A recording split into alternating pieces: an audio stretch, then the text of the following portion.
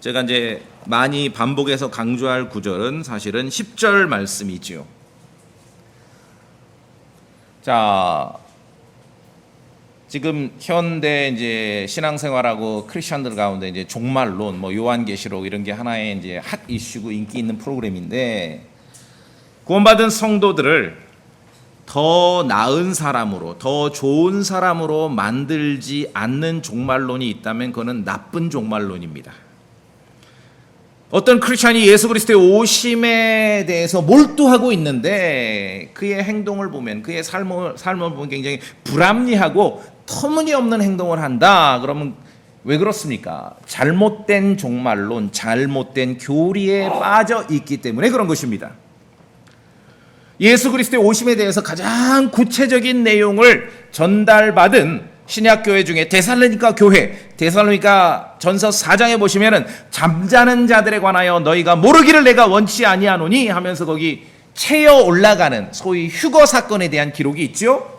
그리스도 오심에 대해서 가장 구체적인 내용을 전달받은 데살로니가 교회에 어떤 일이 일어났는가? 믿음의 대열에서 이탈하는 형제들이 일부 생겼습니다. 그게 오늘 데살로니가후서 3장의 내용입니다. 이들은 무질서하게 행동했습니다.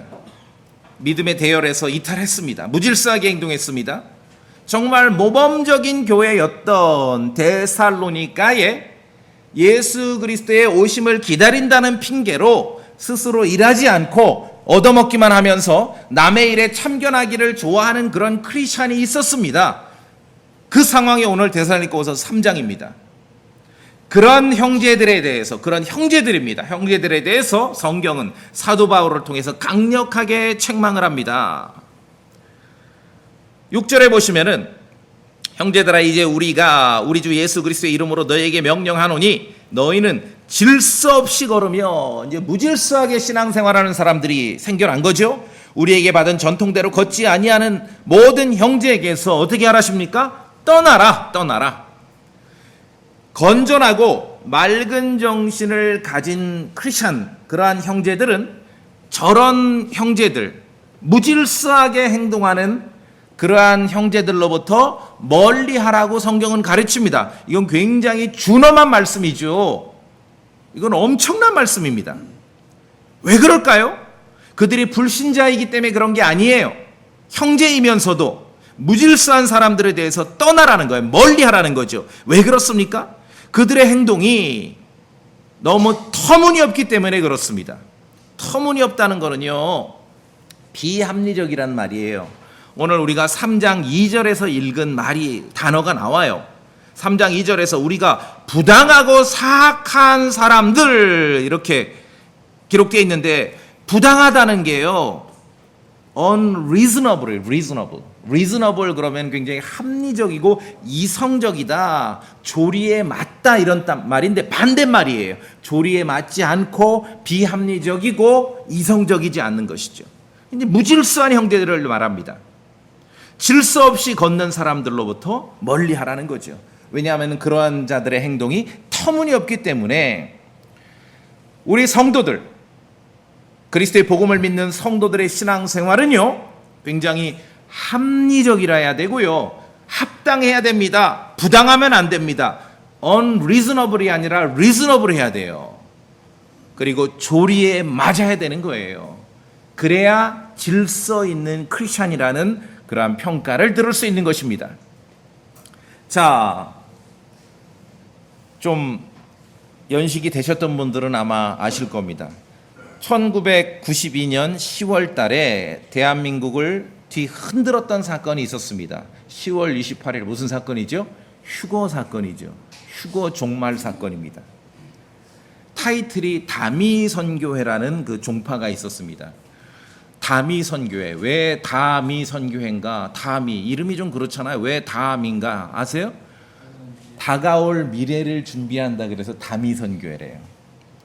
그들은 1992년 10월 어느 날 휴거가 일어난다라고 그렇게 주장하고 강조했습니다. 추종자들이 수십만 명이었어요. 그러니까 대한민국을 뒤흔들었죠. 그 종파의 대표와 거기에 소속된 추종자들의 그런 행동, 주장은 뭔지 알겠는데, 아니 예수님 오신다는데 그거를 부인할 게 없지요. 뭐 교회가 채어 올라가고 휴거 사건이 있다는데 그걸 무시할 일은 아니겠지요. 그런데 그 종파의 대표와 추종자들의 행동을 보면은 굉장히 비합리적이고 unreasonable해요. 그리고 조리에 맞지 않았습니다. 종말을 믿는다는 정도의 차이는 있지만 지금도 마찬가지예요. 종말 휴거를 믿는다는 그 당시의 추종자들, 지금도 주변에 간간히 목격되는 종말 휴거를 믿는다는 일단의 크리스천들, 종교인들의 첫 번째, 생업을 포기합니다. 그렇죠? 예. 그리고 재산을 헌납해요. 그들이 그랬습니다. 1992년에. 생업을 포기하고 재산을 헌납해. 왜 그래요? 10월 어느 날 예수님 오셔서 다 올라가면 아무 소용없잖아요. 그러니까 생업을 포기하고 직장 그만두고 아이들 학교도 그만두고 다 포기하고 재산, 집 있는 사람 팔고 전세도 빼고 다 팔고 재산을 헌납해. 자, 근데 왜 제가 비합리적이고 조리에 맞지 않다라고 말씀드리냐, unreasonable하라고 말씀드리냐 하면은 그곳의 대표, 10월 어느 날 휴거 종말이 올 거라고 강조해서 수십만 명의 추종자를 지닌 그 대표는 추종자들이 재산을 헌납한 걸 싹 모아서 해외로 빼돌렸어요. 그래서 들어갔다 왔죠? 사기죄로. 휴거 종말을 강조하고 설교했던 그 대표 목사는 정작 지는 믿었어요, 안 믿었어요? 안 믿었죠. 안 믿은 거예요. 아니 믿었으면 그 재산을 왜 달러로 바꿔서 해외다 빼돌리냐고요. 이런 걸 unreasonable하다 그러는 거예요. 그러니까 믿음 이걸로 하면은 너도 믿음 나도 믿음 하니까 이게 잘 간파가 안 돼요. 근데 성경에 분명히 알려줍니다. reasonable하냐 unreasonable하냐. 성도님들 공감하십니까? 이거 굉장히 중요합니다. 그래서 거기에 그 대표 목사뿐만 아니라 거기에 추종자들 수십만 명도 매우 unreasonable 했어요. 말씀드렸잖아요. 첫째, 생업을 포기해. 그 다음에 재산을 헌납해. 거기다가 보면은 틀림없이 나오는 게 공동생활을 해요. 지금도 마찬가지입니다. 나쁜 종말론. 어떤 특정 교리를 믿고 그 종말론을 열심히 성경을 통해서 공부하고 연구한 사람을 결코 신앙적으로 인격적으로 더 나은 사람으로 만들지 못하는 그런 나쁜 종말론, 나쁜 교리에 빠진 사람들의 공통적인 특징은 생업을 포기합니다. 재산을 헌납합니다. 공동생활을 해요. 이건 뭐 그냥 토론할 것도 없습니다. 그냥 성경 말로 이런 것들을 unreasonable하다 하는 거예요. 그럼 오늘 사도 바울은 2절에서 뭐라고 이러겠습니까? 우리가 부당하고 unreasonable하고 사악한 자들로부터 구출되도록 기도하라. 그러면서 데살로니가 교회 형제들에 대해서는 그렇게 무질서하게 행동하는 사람들로부터 떠나라. 멀리하라는 거예요. 멀리하라는 거. 영적으로 사악하고 불합리하고 비이성적인 그러한 크리스천도 있을 수 있습니다. 그런 형제들도 있을 수 있습니다. 아, 이 사람들 뭐 그리스도 안에 형제라고. 오, 형제요. 성경은 그렇게 명령한 적이 없습니다. 리즈너블하게 처신하라는 거죠. 아주 조리에 맞게 합리적으로 이성적으로 처신해야 됩니다. 그냥 이상하면 이상한 거예요. 아시겠죠, 성도님들? 신앙생활을 한다는데 이상하면 이상한 거예요. 터무니없이 행동하고 부당하고 영적으로 사악한 사람들로부터 떨어져야 믿음을 지킬 수 있다라고 오늘 성경은 우리에게 권고하는 것입니다. 무질서하고 부당하고 비합리적이고 조리에 맞지 않게 행동하는 사람들에 대해서 성경은 말하는 거예요. 12절에도 있습니다. 12절. 이제 그러한 자들이 누군지 아시겠죠? 예수님 뭐 오신 거 믿고 종말 휴거가 있을 거라고 믿고 그런 사람들, 그러면서 무질서하게 행동하는 사람들, 이제 그러한 자들에게 우리가 우리 주 예수 그리스도를 의지하여 명령하며 권고하노니, 같이 읽어봅시다. 시작. 그들은 조용히 일하고 자기 빵을 먹을지니라. 누구에게 말씀하신 거 아시겠죠? 무질서하고 unreasonable한 그러한 데살로니가 교회에 있었던 형제들을 향해서 그렇게 말씀하고 있는 거예요. 그들은 조용히 일하고 자기 빵을 먹을지니라. 왜? 무질서하게 행동해. 마찬가지예요. 92년 그 선교회나 지금도 도처에 있을 법한 그런 사람들하고 또 2000년 전에 고대 로마 제국에 있었던 이 데살로니가 교회도 마찬가지예요. 다 첫째 나타나는 게 뭡니까? 어떤 조리에 맞지 않는 행동이 뭐예요? 생업을 포기해. 두 번째, 재산을 헌납하고 거기다가 한술 더 뜨면은 공동생활을 하고. 그런 자들에 대해서 성경은 조용히 일하고 자기 빵을 먹을지니라. 참으로 하나님의 말씀이 세련돼서 표현됐죠. 네 손으로 벌어 먹으라 그 뜻이죠. 예. 역사적으로 성경을 믿는 교회는 역사적으로 노동을 귀하게 여겼습니다. 땀 흘려 일하는 것을 굉장히 선하게 여겼습니다. 창세기에서 에덴에서부터도 그러한 말씀을 우리가 읽을 수 있는 것이죠. 그래서 일하지 않고 먹거나 무질서한 삶을 혐오했습니다. 정말 이해가 안 되죠. 아까 92년 얘기했지 않습니까? 휴거 종말이 오는 거, 그거 믿는 거 오케이. 그걸 부인하지 않죠. 그런데 그렇게 성경의 어떤 교리나 종말을 믿는데 왜 행동이나 처신이 이상하냐고요. unreasonable 하냐고요. 비합리적이고 조리에 맞지 않고 부당하고 합당하지 않고 왜 그렇게 가냐고요. 무질서하게 된 거예요. 이 일이 92년에 대한민국에서만 있던 게 아니라 2000년 사도시대에 데살로니가 교회에서도 있었다는 사실이에요. 있었습니다. 그래서 말씀드렸듯이 역사적으로 성경을 믿는 교회는 노동을 귀하게 여기고 일하지 않고 먹거나 무질서한 삶을 혐오했습니다. 자, 여기 10절 우리가 아까 함께 읽었던 10절에 정말 귀한 정말 대명제가 나오죠. 너에게 이같이 명령하여 누구든지 일하려 하지 아니하거든 먹지도 말라 하였노라. 자, 이거 사실은 섬뜩한 말씀이에요. 먹지도 말라 이거 뭐예요? 굶어 죽으라 그 뜻이죠. 누구든지 일하려 하지 아니하거든 먹지도 말라 하였노라. 그래 이 말씀은 오랫동안 크리스천들의 직업 윤리의 기준이 되었습니다. 창세기의 아담 이후로 에덴에서부터 땀 흘려 일하면서 빵을 먹는 것이 하나님을 섬기고 복음을 믿는 성도들의 기본 삶이 되었습니다. 또한 자신이 땀 흘려 일한 노동의 결실을 누리는 것은 하나님의 선물입니다. 선물이에요. 종말이 왔다고 생업을 포기하거나 재산을 헌납하고 공동생활을 하자고 한다면은 그것은 unreasonable한 거예요. 이상한 거예요. 이상한 거. 비합리적인 것이에요. 자, 구약 말씀 전도서 3장에서 한번 볼까요? 전도서 3장. 전도서 3장입니다. 전도서 3장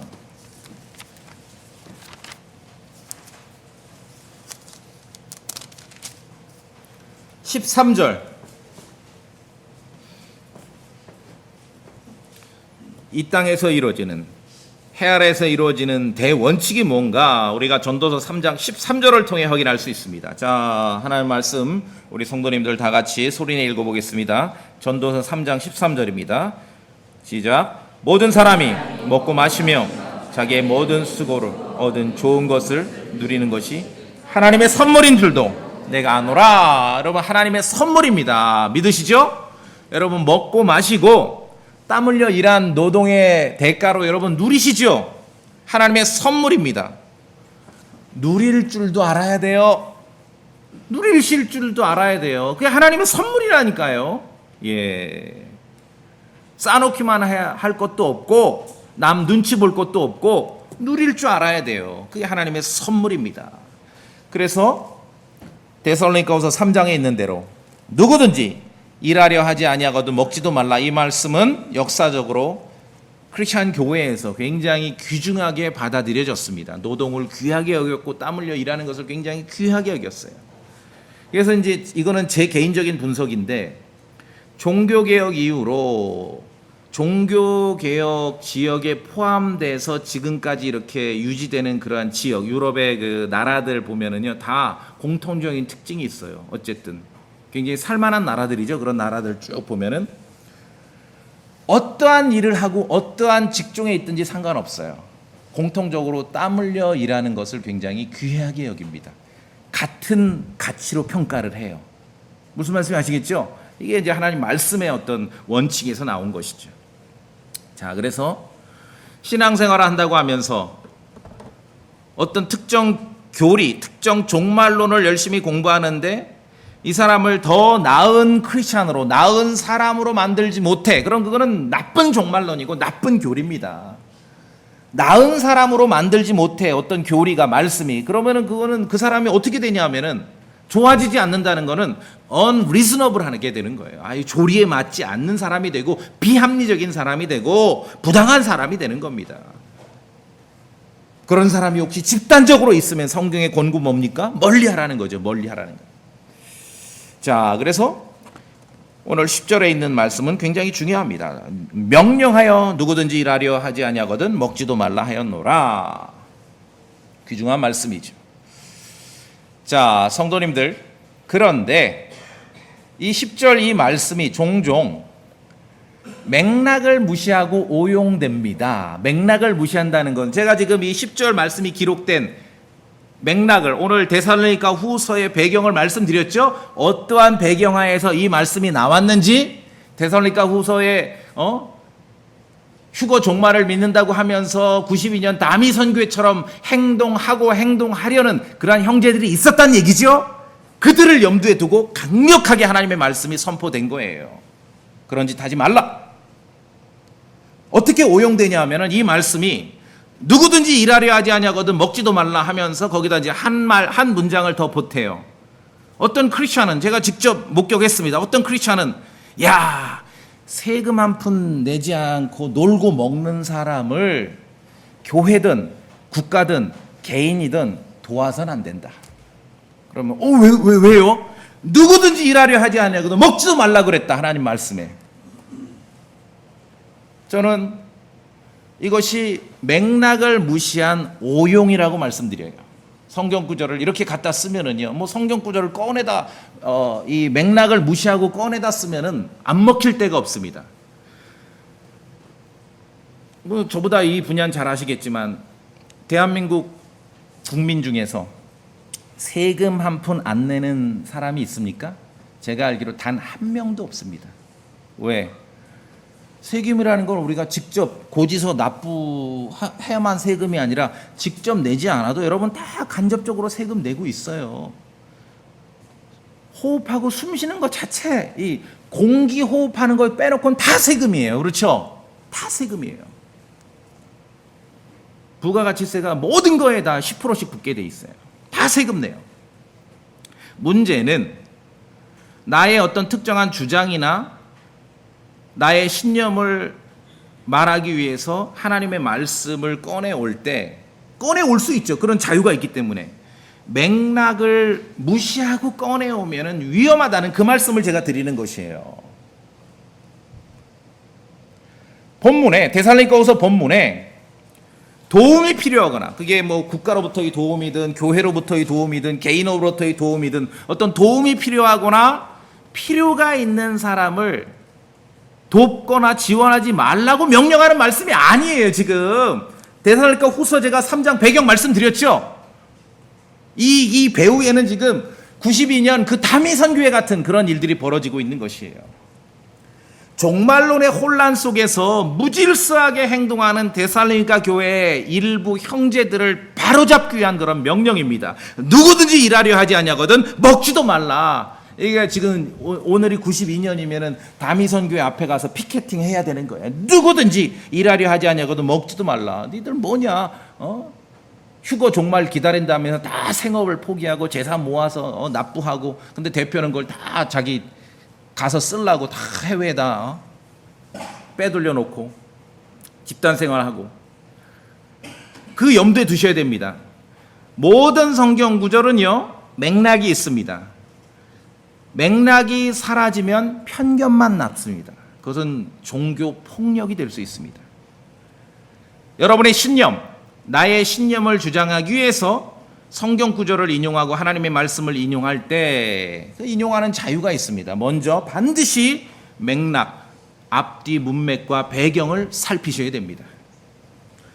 누구든지 일하려 하지 아니하거든 먹지도 말라. 이토록 강력한 명령이 기록될 수밖에 없었던 데살로니가 후서, 이 데살로니가 교회의 배경에 대한 이해가 중요하지요. 왜냐하면 먹지도 말라는 것은 굶어 죽으라 그 뜻 아닙니까? 이렇게 강력한 명령이 주어질 수 있었던 그 배경이 중요한 것이죠. 까딱하면은 사도시대에 그 귀한 데살로니가 교회, 정말 사도 바울이 애착을 가진 교회 아닙니까? 까딱하면은 데살로니가 교회가요 다미선 교회처럼 될 뻔한 거예요. 그래서 이 말씀이 강력하게 주어진 거예요. 자, 14절, 오늘 본문 3장 14절을 저와 같이 읽어볼까요? 만일부터 시작. 만일 어떤 사람이 이 서신으로 전하는 우리의 말에 순종하지 아니하거든 그 사람을 지목하여 그의 사귀지 말고 이로써 그가 수치를 당하게 하라. 이 배경에는, 이렇게 강력한 말씀이 기록될 수밖에 없었던 배경에는 까딱하면은 지금 데살로니가, 그 모범적인 데살로니가 교회가 어떻게 되는 거예요? 다미선 교회처럼 돼버릴 수 있는 거예요. 그 위험에 있기 때문에 강력하게 하나님의 말씀을 증언한 겁니다. 자, 기억하실 것은, 그렇다고 뭐 이 말씀이 뭐 나쁜 말씀이고 잘못된 말씀이 아니죠. 누구든지 일하려 하지 아니하거든 먹지도 말라고 하였노라. 근데 우리 성도님들, 성경에서 노동과 관련된 유일한 성경 구절이 아닙니다. 이거 하나만 있는 게 아니에요. 성경을 보면은요, 같은 주제라도 땀 흘려 일하는 얘기, 노동에 대한 주제라도 때로는 이렇게 가르치기도 하고 때로는 저렇게 가르치기도 합니다. 이 사실을 우리가 기억해야 됩니다. 하나님의 말씀에서 그냥 내 마음에 탁 꽂힌 거 하나 가지고 와서 그걸로 그냥 막 그렇게 하면 안 되죠. 어떤 주제는 내가 알고 있고 어떤 주제는 여러분이 알고 있는 것과 반대로 기록된 내용도 있어요. 하나님의 말씀을 분별력 있게 맥락을 우리가 잘 살펴가면서 읽고 이해해야 됩니다. 그래서 우리가 기도하잖아요. 성경을 대할 때는 믿음을 주시라고 기도하시고 spiritual understanding, 영적인 이해력을 주시라고 기도하셔야 됩니다. 토종 이단들도 다 성경 펴서 사람 속여요. 그렇죠? 영적 이해력이 없으니까 뭐 속이는 자야 속인다 치지만 그 누가 속아요? 그 92년 그 추종자들도 수십만 명이었다니까요. 스피리추얼 언더스탠딩, 영적인 이해력이 없기 때문에 속는 것입니다. 마태복음 6장 볼까요? 마태복음 6장. 마태복음 6장 26절. 26절 우리 성도님들이 좀 함께 읽어주시겠습니까? 마태복음 6장 26절 공중의 날짐승부터 읽으시면 됩니다. 마태복음 6장 26절입니다. 공중의 시작.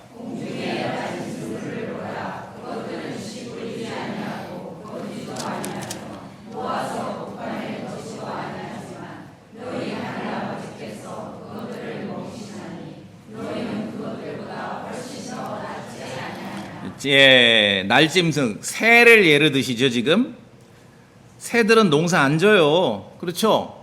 추수도 없어요. 그 추수한 걸 모아두는 곡간도 없습니다. 하나님 아버지께서 걔네들을 먹이신다는 거예요. 그래서 이 동물들이 나오는 그러한 그 야생 동물들 이런 것을 쫙 보면은요, 그 하나님의 놀라운 손길을 발견하게 되는 것이죠. 그런데 지금 여기 마태복음 6장이 뭐 그 날짐승들, 새들이 주인공이 아니죠. 결론은 뭡니까? 너희는 그것들보다, 그 날짐승, 새들보다 훨씬 더 낫지 아니하냐. 사람에 대한 말씀이에요. 사람. 여러분 구약을 읽어보세요. 이스라엘 자손이 광야 시대 40년 동안, 40년입니다. 4년이 아니라 40년이에요. 그들이 광야 시대 40년 동안 씨 뿌렸습니까? 농사 졌나요? 아니죠. 거두었습니까? 안 거뒀어요. 곡간이 없었어요. 맨날 텐트 치고 이동하기 때문에 창고도 없습니다. 모은 적이 없어요. 그러나 어떻게 했습니까? 주 하나님께서 40년 동안 하루도 안 빠지고 날마다 이스라엘 자손을 위해서 하늘에서 빵을 내려주셨습니다. 여러분 아시고 있죠? 빵을 내려주시는데 어떻게 내려주셨어요? 거저 내려주셨어요. 오늘 빵을 내리는데 어제 보니까 미운 짓 했어, 저 사람. 그 사람은 딱 배제하고 빵 만나가 내렸어요? 아니에요. 이스라엘 자손에게 40년 동안 거저 구분하지 않고 빵을 내려주셨습니다. 그 기억, 그 역사를 기억하면 지금 방금 읽으신 마태복음 6장 26절이 이해가 되시죠? 이스라엘 자손은요, 그래서 광야 40년 동안에요, 배불러서 죽은 사람은 있어도요, 굶어 죽은 사람은 단 한 명도 없습니다. 배불러 죽은 사람 있죠? 고기 뜯어먹다 죽은 사람 있잖아요. 굶어 죽은 사람은 없어요. 먹고 입는 것, 입은 옷이 40년 동안 낡아지지 않았다 그랬습니다. 먹고 입는 것을 하나님께서 40년 동안 이스라엘 자손을 위해서 전적으로 주 하나님께서 그들을 위해서 책임지셨습니다. 우리가 이런 성경의 역사를 기억한다면은 어떤 특정 주제, 그것이 땀 흘려 일하는 것에 대한 이야기일 수도 있고 노동에 대한 것일 수 있는데, 성경 말씀은 어떤 때는 이렇게 하라고 강력하게 명령하시기도 하고 또 어떤 때는 달리 말씀하시기도 합니다. 그래서 영적인 분별력, 영적인 이해력이 필요하다는 것입니다. 그냥 내 마음에 꽂힌 한 구절 가지고 세상 만사를 다 분간하면 그건 안 되는 거예요. 안 되는 거예요. 먼저는 우리가 성경을 통해서 주 하나님께서 사람들을 향해서, 이스라엘 자손들이건 이 시대의 교회 크리스천인들이건 사람들을 향해서 어떠한 마음을 가지고 계신지를 먼저 헤아릴 줄 알아야 돼요. 헤아릴 줄 알아야 돼요. 누구든지 일하려 하지 아니하고는 먹지도 말라. 세상 시작부터 세상 끝까지 불변의 진리가 아니에요. 이게 그 구절 가지고 하나님을 알면 그건 잘못하는 거예요. 특정 상황에서 진리죠. 데살로니가 후서 3장에서 진리입니다. 그런데 그것이 모든 역사를 이해할 수 있는 만능 키와 같은 그런 구절이 아니라는 것이죠. 맥락이 중요하다고 말씀드리는 거예요. 구약에서 한 구절 볼까요? 이사야서 55장.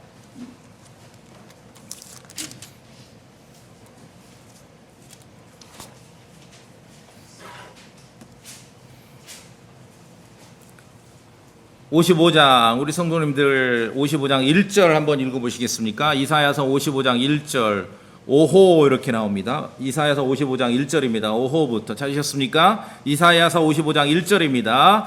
천천히 또박또박 읽어보세요. 오호부터 시작.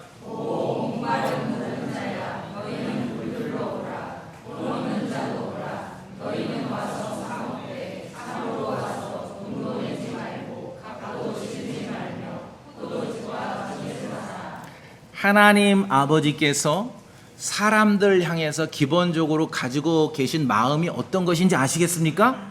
이게 중요해요. 어떤 노동에 대한 주제이든 땀 흘려 일하는 것에 대한 주제이든 성경에서는요, 때때로 여기서는 이렇게도 말씀하시고 저기서는 저렇게도 말씀하시는 거예요. 그래서 우리가 스피리추얼 언더스탠딩, 영적인 이해력이 필요한 것이고 맥락을 잘 파악해서 말씀을 이해하는 것이 필요한 거예요. 제가 이제 관심이 있어서 크리스천 교계에서 나온 그런 글이나 이런 것을 가끔 보면은 자주 인용돼요. 누구든지 일하려 하지 않거든 먹지도 말라. 이 말씀이 자주 인용돼요. 그러면서 자기 주장들을 펴는데 그게 아닌데, 그 말씀이 그 말씀이 아닌데, 그렇죠? 그래서 아까 어떤 분 글을 읽으니까 뭐 국가에다 세금 한 푼 안 내는 사람, 그래서 막 내가 죄책감이 들더라고. 뭐 제가 뭐 소득세를 냈습니까? 무슨 뭐 법인세를 냈습니까? 막 죄책감이다. 나를 두고 하는 말인가? 고민을 하다가 제가 찾아봤어요. 내가 세금을 한 푼 안 내는 사람인가? 많이 내고 있더라고요. 많이 내고 있어요. 성경에서 이스라엘 자손이 11조를 거두면 하나님께서 뭐라고 말씀하셨습니까? 11조를 거둔 것을 어떻게 써야 됩니까? 레위인, 과부, 아버지 없는 자들, 나그네들을 위해 쓰되 그들이 먹고 배부르게 하라고 명령하셨어요. 그냥 겨우 끼니만 때우라고 명령하신 게 아니라 먹고 배부르게 하라고 명령하셨습니다. 광야에서 이스라엘 자손을 돌보신 하나님께서는 때때로 돈 없고 사람 보기에 게을러, 저 사람 뭐 저 빈둥거려 게을러.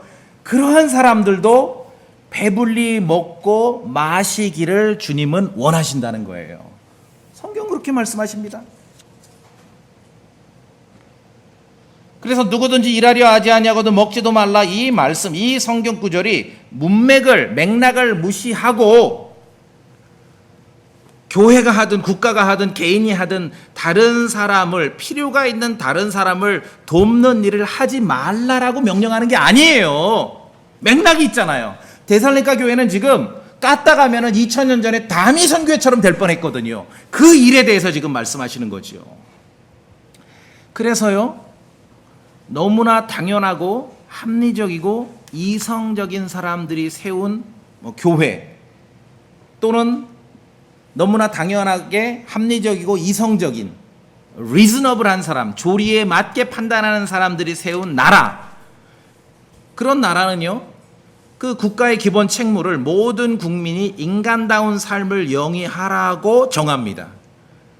여러분 시간 나시면은 성경 읽다가 좀 따분하고 시간이 남으면 대한민국 헌법을 읽어보세요. 대한민국 헌법에는요, 모든 국민이 인간다운 삶을 영위하도록 국가가 지원해야 된다라고 헌법에 명시하고 있습니다. 자, 그럼 인간다운 삶이 하루 3세 때 끼니 때우는 거예요? 아니면 그 이상입니까? 그렇죠?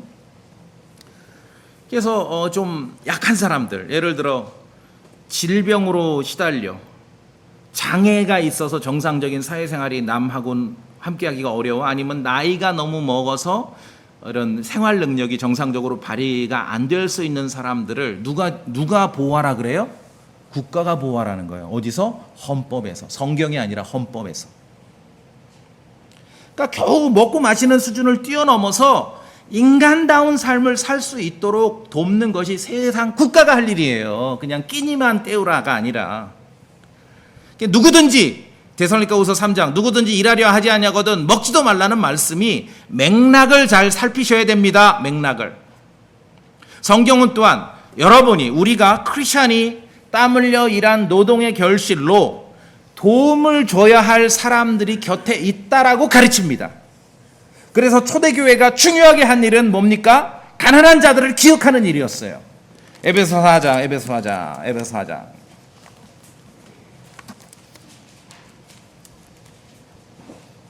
에베소서 4장.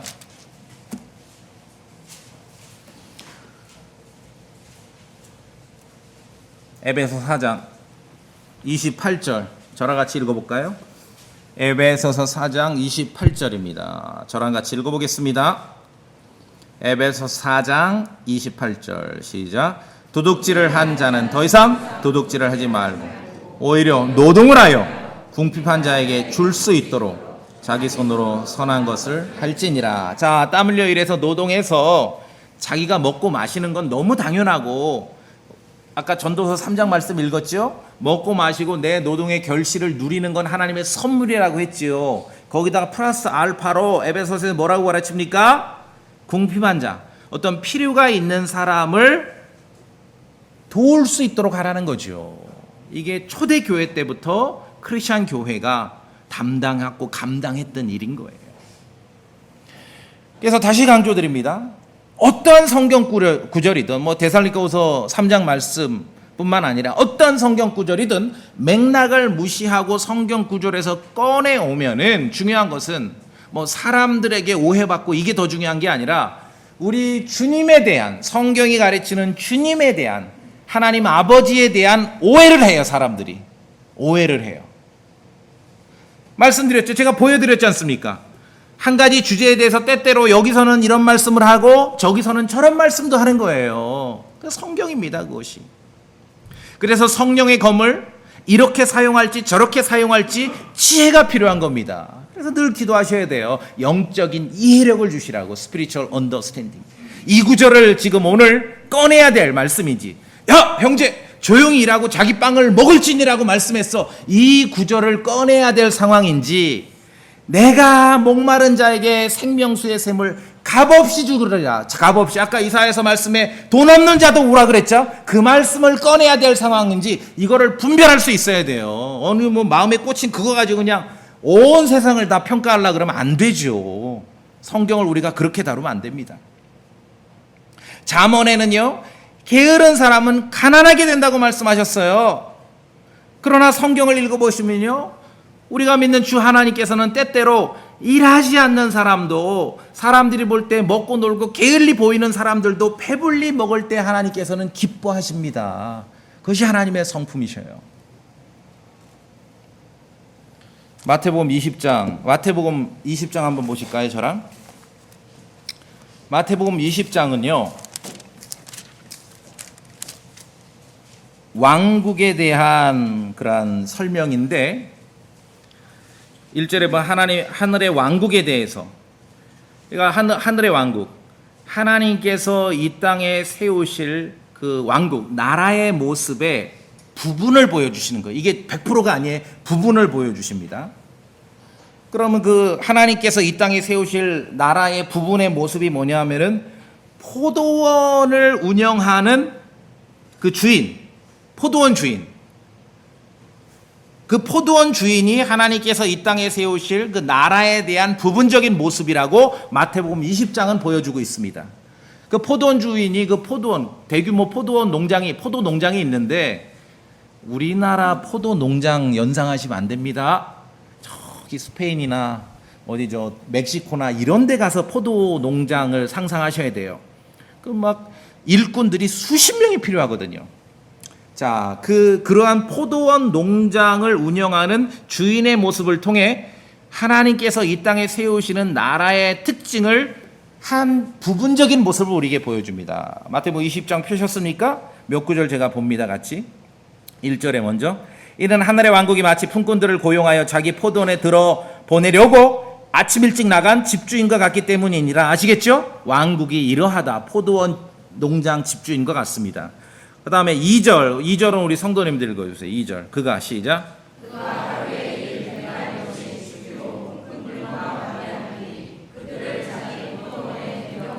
예, 아침에 이제 일찍 6시에 일꾼들을 모았어요. 한 명 모은 게 아니라 수십 명을 모아가지고 포도원으로 들여보내면서 일당 계약을 합니다.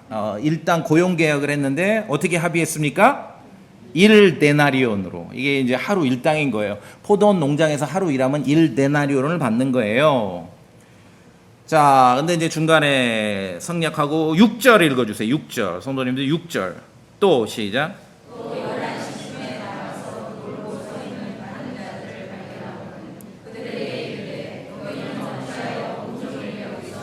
예. 근데 일손이 많이 필요한 것 같아요, 이 농장이. 말하자면 6시에 이제 전문 용어로 심하이 해야 되는데 아직까지 일손이 모자라. 나가보니까 지금 1시간밖에 안 남았거든요. 11시에 이제 12시에 끝내는 거예요. 근데 아직도 거기서 빈둥거리고 노는 사람들이 있어. 이제 그 사람들 또 채용을 했어요. 긴급 채용. 자, 그 다음에 11절을 저랑 봅시다.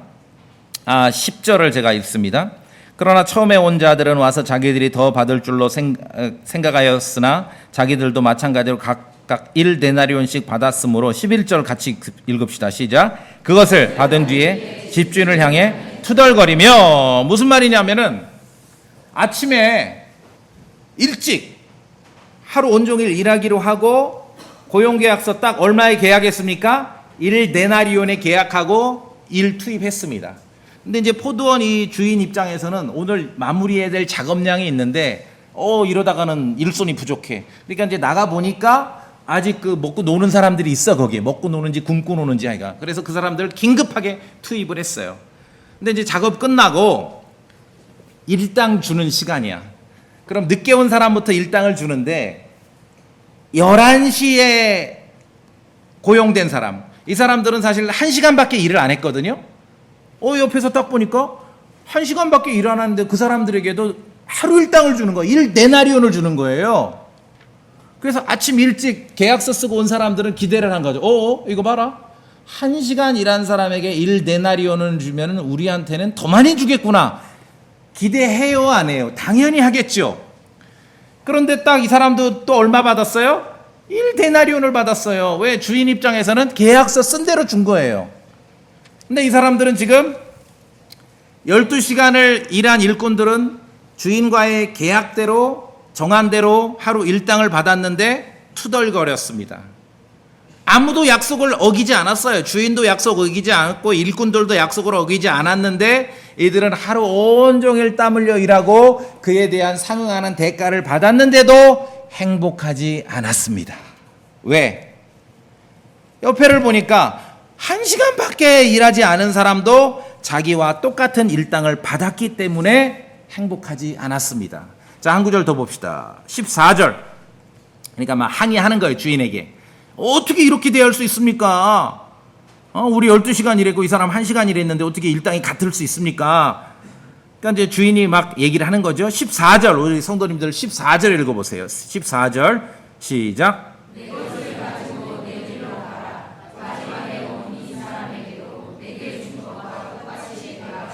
예, 주인의 말이에요. 내 맘이다, 내 맘. 너랑은 1데나리온 계약서 썼잖아. 너 계약했지, 나랑. 합의했지. 1데나리온 줬어요. 뭐 잘못된 거 있어요, 이 거래에서? 나중에 채용된 사람에게 1데나리온 주는 건 내 맘이다는 거예요, 내 맘. 주인의 마음이죠. 이게 이제 이 스토리예요. 예수님께서 이 내용을 이 땅에 하나님께서 세우실 나라의 어떤 부분적인 모습들을 우리에게 알려주시는 거예요. 14절에서 읽으셨듯이 마지막에 온 사람에게도 똑같이 내가 주리라.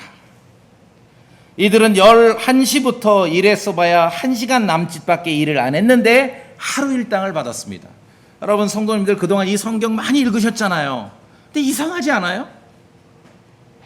그래서 데살로니가후서 3장에 누구든지 일하려 하지 아니하거든 먹지도 말라를 즐겨 인용하면서 뭐 칼럼을 쓰고 설교하고 인용하는 분들이 이 구절은 인용을 안 해요. 왜? 이거는 맞지가 않거든. 자본주의 시스템에 맞지가 않거든. 그렇죠? 말씀드렸잖아요. 성경에서는 같은 주제라도 이곳에서 이렇게 말할 수도 있고 저곳에서 저렇게 말할 수 있는데 여기서 놓쳐서는 안 될 것이 있습니다.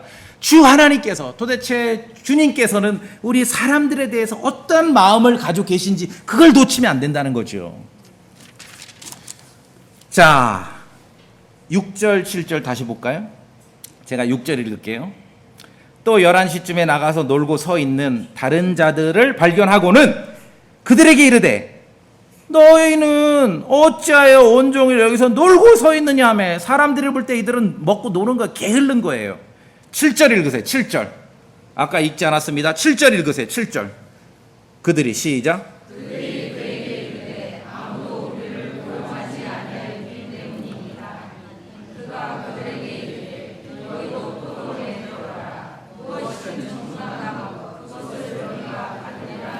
이 11시에 고용된 이 사람들은 왜 게으르게 놀고 있었습니까? 여러분 7절 읽으셨습니까? 왜 그래요? 이유가 뭡니까? 다시 읽어보세요. 그들이 그에게 이르되 뭐라 그럽니까? 아무도. 이 사람들은 일할 의지가 없는 사람들이 아니라 일할 기회를 얻지 못한 사람들이에요. 아무도 우리를 고용하지 않아서 우리가 지금 게으르게 놀고 있습니다. 그 얘기를 하는 거죠. 사람이 볼 때 아무 일 하지 않고 게으르게 노는 사람들일 수 있지만 실상은 그렇지 않을 수도 있다는 거죠. 이 사람들은 일하고 싶은데 일할 기회를 얻지를 못한 사람들이에요. 그러니까 주인이 가서 1시간이라도 일하고 하루 일당을 준 거예요. 그렇죠? 포도원 주인은 1시간만 일한 이들에게도 똑같이 하루 온종일 12시간을 일한 1데나리온을 지급했습니다. 여기서 이제 두 번째 생각하고 두 번째 질문. 아니 아무리 그래도 1시간 일한 사람에게 왜 하루 일당을 줬을까요? 주인이 너무 부자라서 그런가? 어떻게 생각하세요 여러분? 1데나리온. 1시간 일했는데 1데나리온. 생각해 보셨습니까? 제가 말씀드려요. 그것을 받아야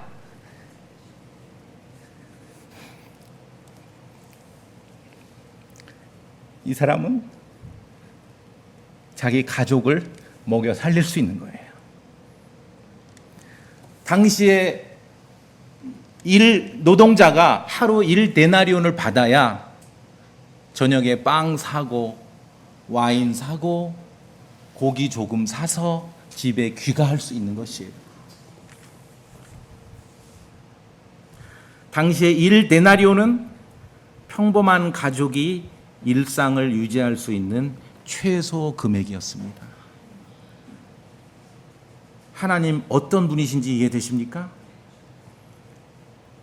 같은 노동에 대한 주제이지만 성경은 때로 이렇게도 말씀하시고 때로는 저렇게도 말씀하세요. 제가 이 구절을 이전에도 수십 번 읽었지만 7절에 아무도 우리를 고용하지 아니하기 때문이다, 이 말씀을 읽을 때 막 가슴이 막혀 오더라고요. 여러분 안 그러십니까? 일할 의지가 없는 사람들이 아니야. 이 사람들은 일할 기회를 얻지 못한 사람들이에요. 근데 사람들이 볼 때 그 사람들 다 먹고 노는 사람으로 보이는 것이에요. 내가 붙잡는 구절이 유일한 진리일 것이라는 그런 위험한 생각을 거두셔야 됩니다. 하나님의 말씀을 맥락을 무시하고 나의 신념이나 욕망을 입증하기 위한 도구로 오용하지 말아야 됩니다. 데살로니가 교회 형제들을 향하여 누구든 일하려 하지 아니하거든 먹지도 말라고 명령하신 하나님께서는 그 포도원의 일꾼들, 마지막에 온 사람에게라도 똑같이 주겠다고 하신 그 포도원 주인과 같은 사람이 세우는 나라를 원하신다는 것이죠. 누가복음 15장에서 둘째 아들이 돌이키고 귀가할 때, 그러나 그가 아직 멀리 떨어져 있을 때 그의 아버지가 그를 보고는 불쌍히 여겨 달려갔습니다. 허랑방탕하고 빈둥거리다가 재산 다 날리고 돌아오는 둘째 아들을 아버지는 이렇게 대하셨어요. 한 가지 아는 것이 전부를 아는 거라고 생각하면 안 됩니다. 사람의 공명정대함이 하나님의 은혜로우심을 넘어서면 안 되는 거예요. 주 하나님이 어떤 분인지를 우리가 먼저 알아야 되고 체험하셔야 됩니다. 1시간 일한 사람에게 왜 하루 일당을 주셨는지 아시겠죠? 그래야 그 사람은 그날 가족과 함께 인간다운 삶을 살 수 있기 때문에 그런 것이에요. 성경이, 킹제임스 성경이 여러분을, 나를 더 나은 사람으로 만들었다라고 여러분 말할 수 있습니까? 예수 그리스도의 오심에 몰두하더라도 합리적이고 이성적이고 맑은 정신을 가진 크리스찬으로서 알려지셔야 됩니다. 이상하면 안 돼요. unreasonable하면 안 돼요. 나쁜 종말로는 절대로 안 돼요. 누구든지 일하려 하지 아니하거든 먹지도 말라. 이 말씀은 오래전 데살로니가 교회를 위기에서 건져낸 말씀이에요. 까딱하면은 담이 선교회처럼 될 뻔한 그 교회가 살아날 수 있는 말씀이었다는 것이죠. 누구든지 일하려 하지 아니하거든 먹지도 말라라고 말씀하신 주님께서는 또 말씀하십니다. 마지막에 온 사람에게도 똑같이 내가 주리라. 마지막에 온 사람에게도 똑같이 주시려고 하는 주님의 은혜, 예수 그리스도의 은혜가 우리 성도님들에게 차고 넘치길 바라겠습니다. 다 같이 기도하시겠습니다.